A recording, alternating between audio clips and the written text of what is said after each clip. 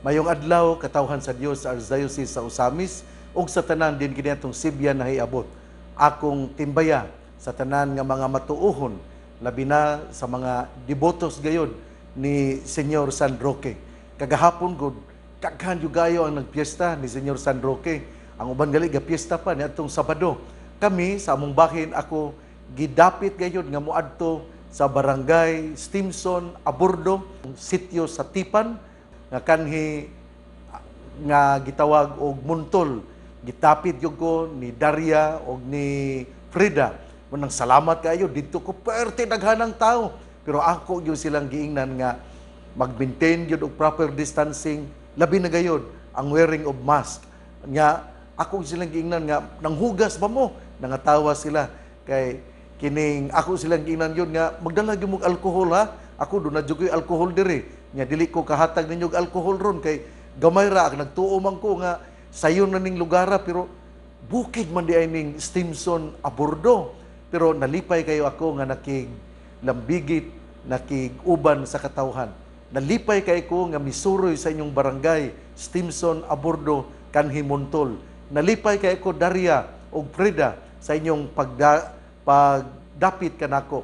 Og pasalamat nako ni Father Giovanni Cañete nga mihatag kanako sa permisyon iya kong gitugtan nga ako muadto aron mumisa sa barangay Stimson Aburdo nga kanhi Montol nga ako iyang gihatagan nga makamisa dito. Salamat Padre, bisan ako arsobispo pero mananghid yun ta sa Padre Cura aron agi o pagsaludo o kining gitawag og respect sa ato nga Padre Cura. Nya daghan pug kaayo ang nagpiesta sa mga lugar dinhi sa pananglitan ron sa Osamis, kining lugar sa kining San Roque Lawis. Kining San Roque Lawis na-struck ko sa diha nga si Monsignor Boy na ron misugid kanako nga naandan sa San Roque Lawis nga sa dili pa ang ilang sa bisperas nining adlawng Sabado, pitsa 15, sila mihimo sa gitawag og anointing of the sick, mga masakiton sa San Roque Lawis. Unya ingon man usab sa pagpangumpisal o ingon man usab sa pagpanalangin sa mga balay. Nalipay kay ko ni anang maong tradisyon nga nindot yun kayo. Ako sayod kapoy ka na ang pare ana pero nindot nga pamaagi aron ang maong nga barangay mahimo gayod nga bag-o kay pinagi sa pagpanalangin, pinagi sa paghalad, pinagi sa atong pagbendisyon sa mga balay ato mang gihalad nito sa Ginoo nga mabag-o na ang maong banay. Muna sa dina sa San Roque Lawis, congratulations gid ninyo sa inyong patron San Roque unya sa inyong mga gihimo. Unya ako pod nga timbaya sa mga lugar nga nagsaulog sa piyesta sa Kalabayan. Unya ingon mo usab dina sa Tudela, nagsaulog po sila sa piyesta ni San Roque dina sa barangay Yahong. Munang salamat kaayo si San Roque, dako mo gagig papil nining atong COVID-19 kay atong hinumduman nga si San Roque mao ang patron sa pan-epidemic kining mga sakit. Muna nga nindot kaayo ang atong gihimo, nindot kaayo ang atong pagpasalamat sa Ginoo. Hinaut unta nga ang pangamuyo ni Senyor San Roque nga mihimog daghang mga milagro sa mga masakiton labi na ning pandemic sa COVID-19 mawala na unta ug mahatagan gayod sa kaluwasan, hatagan gayod sa kining grasya aron mawagtang nya mawala ang COVID-19. Atong sangpiton yun ang pangama mga pangamuyo ni Senyor San Roque. Karong adlaw, adlawng Lunes no, pitsa 2020, Agosto 17, 2020. Ang ato karong ebanghelyo atong kutloon sumala sa ebanghelyo ni San Mateo. Usa niya na kahigayon, may miduol kang Hesus ag nungutan na kaniya, magtutudlo, unsa may maayo kong buhaton aron madawat ko ang kinabuhing dayon. Si Hesus mitubag, nganong nangutana ka man kanako kung unsa ang maayo, usaray maayo, ang Dios lamang. tumana ang mga sugo, kung buot ka musulod sa kinabuhi. Siya nangutana, unsang mga sugua? Si Jesus mitubag, ayaw pagpatay, ayaw panapaw, ayaw pangawat, ayaw pamakak, tahura ang imong amahan ug inahan, ug higugmaa ang imong isig katawo, ingon sa imong kaugalingon. Ang batan-on mitubag, gituman ko kining tanan, unsa pa may kinahanglan kong buhaton. Ug miingon si Jesus kaniya, kung buot kang mahingpit, lakaw, ug ibaligya ang tanan mong katigayunan, ug ihatag ang halin ngadto sa mga kabus, ug makabaton ka og mga bahandi didto sa langit. Unya, balik nganhi ug sunod kanako. Sa pagkadungog niini sa batan-on, milakaw siya nga masulubon kay dato man siya kaayo. Ebanghelyo sa tong Ginoo, daygon ikaw o Kristo. Mga igsoon, ang ato karong ebanghelyo, nindot yun kaayo kay tukma ug haom sa atong kinabuhi. Nang dunay batan-on nga gusto gyud nga mamahimo nga tinuod nga disipulo sa atong Ginoo. Ug mingon siya, Ginoo, unsa may maayo kong buhaton aron ako kining makaangkon sa kinabuhing dayon? Ang atong Ginoo mihimo gyud dayon sa katisismo. Si Jesus wala gyud niya. He did not take time to forget something. Instead, he catechized the young man, telling him that there is only one good, and this is God. Nga gihimo gid katisismo nga kay kita kung kita maayo ta, nakaambit lang ta sa tinuod nga sukaranan sa kaayo nga mao nga atong Ginoo. Muna nga immediately Jesus made or gave catechesis to the young man, telling him there is only one good person. There is only one good person in throughout the universe, and it is God. Kunya, mingon dayon siya nga kining usar gyud maayo ang Dios lamang. Tumana ang mga sugo kung buot kang musulod sa kinabuhing dayon. Diha ang maong batan-on miingon, unsa mang sugua? O ang atong Ginoo mihimo dayon lakbit saysay sa napulo ka sugo. Siya miingon, ayaw pagpatay, ayaw pagpanapaw, ayaw pangawat, ayaw pamakak. Gikan ni sa pulong sa atong Ginoo ha, nga ang atong Ginoo mihimo sa katisismo sa batan-on nga lalaki nga gustong musulod sa gingharian sa langit. Jesus gave catechesis to the young man, and he told the young man, you want to possess eternal life? Then do not kill. Do not steal. Unya ayaw pud og panapaw. Kining ayaw pagpatay. Sa ato pa diay ang atong Ginoo supak gyud diay sa kinibitawong death penalty. Lisod juga ayo ang death penalty. Sa ato pa diay gikan gyud ni sa baba ni Jesus. And he told the young man, do not kill. Dili mo patay. Sa ato pa diay ang atong Ginoo gyud ni hatag yun sa katisismo nga kita musupak yun sa death penalty. Ako bitaw mamalandong ko usahay, unsa man yun, unsa may maayo kini pong atong mga kaigsunonan usahay abusado kaayo. Pero ang simbahan sa kanunay mihatag yun og kahigayunan, chance, in order that the person will change his evil ways. Muna nga mao man gyud ang Ginoo yun. Nahinumdum bata, nakalimot mo nga sa dihang misabod ang Ginoo og maayong liso. He sowed good seeds, but when he woke up, ang iyang mga katabang miingon, Ginoo, do na may miturok nga mga sagbot. Unsa man uban sa mga trigo ato ba kining ibton dayon?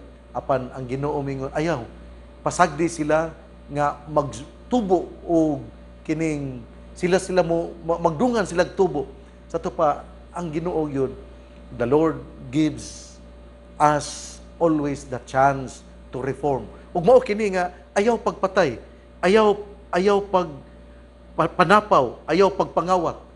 Kini kumun juga ning sakit, kumun juga ini nga sala, kining pagpanapaw.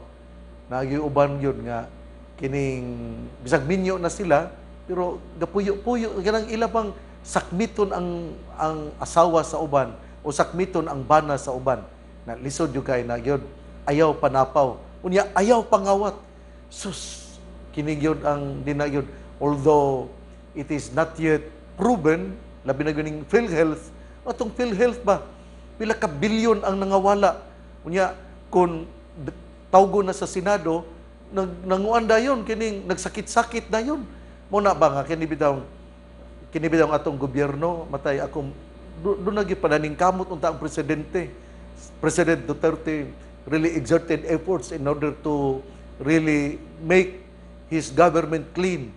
Ya unsa man ani I think this will be the downfall of the president nga kinibang iyang mga galamay iyang mga kauban nga nagbinuang PhilHealth gud ni.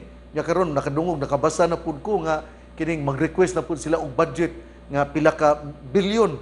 Pero ilan ang nadaot na ang mga kwarta sa kining PhilHealth mo na nga unsay maayo ani atong hinaut unta nga ang presidente this is my appeal to the president to really be firm in cleaning the house meaning nga iya gyud ang tarungon ng mga tao nga naa sa PhilHealth kay kining PhilHealth SSS sa mga kabus gud ni if you are really pro poor Mr. President tarungon gyud na nimo gyud exert efforts in order to really give the strength of the teeth of the law kada bang ihatag yun ihatag ang ngipon sa balaod kanang naa sa PhilHealth nga nakasala dili lang na nato kining dugay na mag silang nakasala ya pila ka bilyon ang ilang gikuha nana mo na nga lisod yung kay tanan Mr. President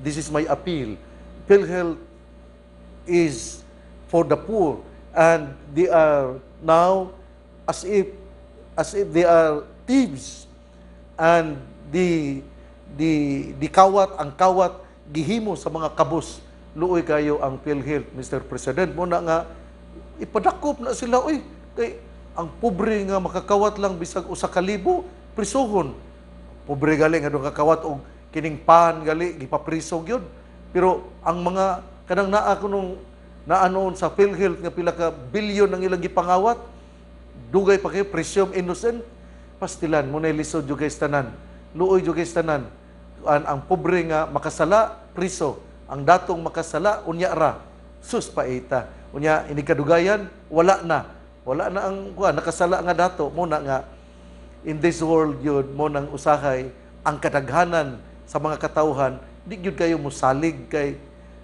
ang ato nga mga kining atong presidente atong uban nga mga kuan naa mo edukado man kuno nya pero ang ilang gikawatan ang mga dili man edukado kay katawhan gud mga kabus mo na Mr. President ang atong ebanghelyo karon gahisgot bahin sa kining pagsulod sa gingharian sa langit ug ang pagsulod sa gingharian sa langit mao daw ang dili pagpatay dili pagpangawat unya dili manapaw ug uban pa nya ang mayong ang batan-on ningon nga nakahimo naman ko ana ako naman ang gipuy-an kay nagtinarong gyud siya sa iyang pagpuyo apan ang atong Ginoo mituto kaniya og miingon kung buot ka gyud nga mo sulod sa gingharian sa langit ibaligya ang imong kabtangan unya ang halin ihatag sa mga kabus unya balik diri ug sunod kanako unya ang batan-ong lalaki milakaw nga masulubon kay dato man siya kaayo mao kini ang katapusan nga gilitok gisulat sa ebanghelyo sa pagkadungog niini sa batan-on milakaw siya nga masulubon kaayo kay dato man siya kaayo masulubon kaayo kay dato man siya kaayo sato pa di ay to enter the kingdom of God we must be detached from earthly treasures kana bitaw ganang ang tao bitaw nga kana bitaw iya ba dili niya giatagan bitaw gyud niya og value ang kinabuhi nga dayon dili gyud siya magpapiit dili gyud niya itisok ang iyang mga panglantaw sa mga bahandi lamang. Tungod kay ang bahandi nining kalibutan na para man sa kalibutan. Nya si San Pablo ningon man nga ang ato nga pagkalumulupyo dili man para nining kalibutan na kundi lumulupyo kita sa langit. Muna nga ato yung paningkamutan nga puy-an nato ang mga pamaagi aron kita mahalangit. Ang batan-on laging lalaki masulubon kaayo kay dato kuno siya kaayo sa to pa he could not detach himself from earthly treasures. Sayon de kaayo no ang dili pagpatay, sayon kaayo ang dili pagpanapaw, sayon kaayo ang dili pagpangawat. Pero kung maghisgot na galita o mga kabtangan, mauday na lisod kaayong i-let go. Na dili man lang ni sa kining gitawag og earthly treasures. Karang imo bang i-let go unsa man gyoy imong gipossess nga maoy sa gabal aron ikaw mamahimo nga tinuod nga disipulo sa tong Ginoo. Pananglitan ang imong pride, ang imong intelligence, kana bang tungod lagi kay edukado ka kaayo, unya hambugiro ka kaayo, unya nasakitan ng uban. Unya kini ang tinuod yun nga sumusunod, mao man yun ang tao nga dunay maayong relasyon sa iyang mga silingan. Pero kung ikaw nagtuo nga bright ka kaayo, murag maunay imong property, muna imong propiedad nga maguol ka gyud kung ang imo nagaling garbo maunay hisgutan tungod kay dili man ka ka-let go sa imong kining pagkamakinaadmanon. Muna nga unsa pa gyud ang imong propiedad nga mao tingali sa gabal nimo aron ikaw makasunod sa atong Ginoo. Ang batan-on daguol kaayo kay dato man siya kaayo. Dili siya ka let go, dili siya ka sunod unsa gisulti sa atong Ginoo. Ang Ginoo miingon man nga dato do na kay bahandi, ibaligya ang imong bahandi. Unya ang halin ihatag sa mga kabus. Nya iniguman nimo hatag sa mga kabus, imo kana ni imo muari ka kanako og musunod ka kanako. Kini biya mo'y gihimo biya ni San Roque. Si San Roque sa pagkatinuod anak siya og dato kaayo. Unya dato kay siya nga usa anak ay iyang mga ginikanan gobernador, iyang inahan dapat sa sila usara siya ka anak dato kay siya. Unya sa diha nga nagsunod-sunod magpatay ang iyang kamatay ang iyang mga ginikanan. Naging bulan namatay ang iyang papa, sa sunod nga bulan namatay iyang mama. Mao to nga ang iyang kabtangan iyang gihatag ngadto sa iyang uyuan ha. Iyang gihatag ngadto sa iyang uyuan, ang uban gihatag niya sa mga pobre. Unya unsay naa niya iyang gigamit aron siya muhimo sa panaw pilgrimage ngadto sa Roma. Apan sa diha nga mihimo siya sa panaw padulong sa Roma, dunay mga lugar nga dunay nagkasakit, dunay gitawag og kining epidemic, mga sakit. Mutong iyang gitabangan hangtod ang unsay naa niya kining nahurot gyud. Pero mipadayon gyud siya sa iyang panaw padulong sa Roma. Ug sa pagbalik na niya, mobalik unta siya human sa 5 ka tuig, mobalik unta siya sa maong lugar, apan ang iyang uyuan nga iyang gihatagan sa iyang bahandi, nagtuo nga siya usa ka espiya sa lain nga nasod ug siya gipapriso sulod sa 5 na pud ka tuig. Unya sa diha nga namatay siya sulod sa mga prisuhan, nakit-an ang marka sa iyang dughan, ang cross nga timaan nga siya anak sa gobernador, ang labing dato sa maong lugar. Pero atong hinumduman ha, nga daghan kay natabangan si San Roque, nga daghang milagro nga iyang nahimo. Maman bitaw nga sa nagmasakiton siya didto siya sa kuweba, unya ang iro mo'y maghatagan niya pan, maghatagan niya og sudan. Mo na nga naa sa estatwa ang iro nga maoy mitabang kang San Roque. Mo ni si San Roque nagpakita gyud nga unsay gisulti sa Ginoo ngadto sa batan-on. Batan-on po to si San Roque. Si San Roque iyang gihatag ang iyang bahandi ngadto siyang uyuan, gihatag ang iyang bahandi ngadto sa mga kabus. Nagbili lang siya gamay para muadtog panaw ngadto sa Roma. Mao lagi importante gyud kaayo nga kita dili kita mahigtan mabugkos sa mga yutanong bahandi. Kay kung kita mabugkos, mahigtan sa yutanong bahandi, mamahimo kita nga garboso. Earthly treasures will make us proud. Earthly treasures will oftentimes become the source of pain because it is very difficult for us to be detached from earthly treasures. Ang punto sa Ginoo mao ra gayon nga kung ang imong bahandi maoy babag aron ikaw dili makasulod sa gingharian sa langit, ibaligya kini ug ang halin ihatag sa mga kabus unya mosunod sa atong Ginoo. Daghan kay gahimo ana si San Francisco de Assis, kini si Saint Francis of Assisi. Dato po kini si Saint Francis of Assisi kay unya iyang gitalikdan ang iyang banay, nasuko ang mga ginikanan ni San Francisco de Assis. Moto nga maldisyon siya sa iyang amahan. Unya ingnan siya nga sugod karon dili na siya ilhon nga anak. Munang pagkahibalo ni San Francisco de Assis, miadto siya siyang amahan. Unya iyang gihubo ang iyang mga sinina. Unya mingon siya nga nataw akong hubo, mubalik ako sa Ginoo nga hubo. Moto nga naked siya. Iyang giuli ato siyang ginikanan. Unya iyang gi-renounce ang mga kabtangan sa iyang mga ginikanan. Wala siya iyang gyud nga gihatagan og kinabuhi ang gisulti karon sa ebanghelyo ni San Mateo kapitulo 19 bersikulo 16 hangtod sa 22. When earthly treasures will hinder us to enter the kingdom of God, then it is much better if you really prefer to enter the kingdom of God, then you have to renounce earthly treasures.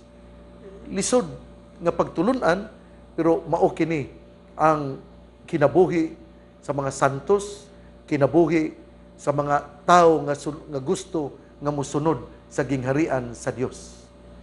Pagkaanindot, no? Nya mao pud ni ang gipaningkamutan sa mga kaparian, sa mga obispo, ang gipaningkamutan sa ato nga mga santos. Mao na nga kung ikaw pari ka, pero imo hunahuna kwarta ra gyud, ikaw madre ka, imo hunahuna kwarta ra gyud, ikaw usa ka sumusunod ka ni sa atong Ginoo niya, imo hunahuna kwarta ra gyud, awag gyud ka ugmaon para sa gingharian sa langit. Kay ang kwarta usahay mao mo gyud makadaot dinha sa atong relasyon sa atong isig ka tawo, relasyon sa atong Ginoo. Buot kang musunod kanako, you want to become my disciple, then sell your properties, then the proceeds give to the poor, and then come follow me. Can you do that? Are you really generous to the poor? Do you have something to share to the poor? Nining pandemic, sa mga nagkalisod-lisod, sa mga walay bugas, nakatabang ka sa mga tao nga nagkalisod-lisod. Muna nga importante kaayo nga kita mubati sa kalisod sa atong isig katao. The Lord hears the cry of the poor. Ang Ginoo namati sa mga hilak, sa mga kabus. Hinaut-unta nga kita usab nga iyang mga tinubos, kita usab mutabang, mupaambit sa mga kabus. Nalipay kayo ako sa gihimo sa atong simbahan. Din kita mitabang sa mga kabus. Ang DXTD, mitabang yun sa sugod sa pandemic. Ang San Lorenzo Ruiz Parish, ang Santa Teresa sa Batang Hesus sa Banyadero, nagtabang yun na yun. Si Father Marvin Osmeña, mitabang yun na yun. Muna nga, ato yun nga ipadayon ang ato nga pagka matinabangon. Hinaut-unta nga kining ebanghelyo karon maoy mudala ka nato og mopahinumdum. You want to become my disciple? Sell your properties, the proceeds, give to the poor, then come, follow me. Igsuon ang mayong balita nga ang pulong ni Jesus, ang ayang pamation, pamalandungan ug paningkamutan nga mapuy-an. Bulahan ang tao nga namati sa pulong sa Ginoo. Sama siya sa kahoy nga gitanom, daplin sa usa ka sapa, kansang dahon dili gayud malaya. Timpo sa timbunga siya mamunga. Igsuon ugma na usab. Akong pasalamat ha nila ni Freda og ni Daria dina sa Stimson Abordo ang kanhi Montol Barangay. Salamat kaayo. Miadto ako niya ng maong sityo sa Tipan o ako ilagayod nga gi-entertain. Nalipay kayo ako sa gihimo nga kasaulugan sa kapistahan ni San Roque. Unya, mipadayon kita aron kita masulod gayod sa gingharian sa langit. Ang pangamuyo sa tanan nga mga santos, si San Roque, labi na gayod ang pangaliya ni Santa Maria nga gitawag sa mga misamisnon nga Birhen sa Kuta, magapanalangin kanato. Sa ngalan sa Amahan, sa Anak, ug sa Espiritu Santo. Amen.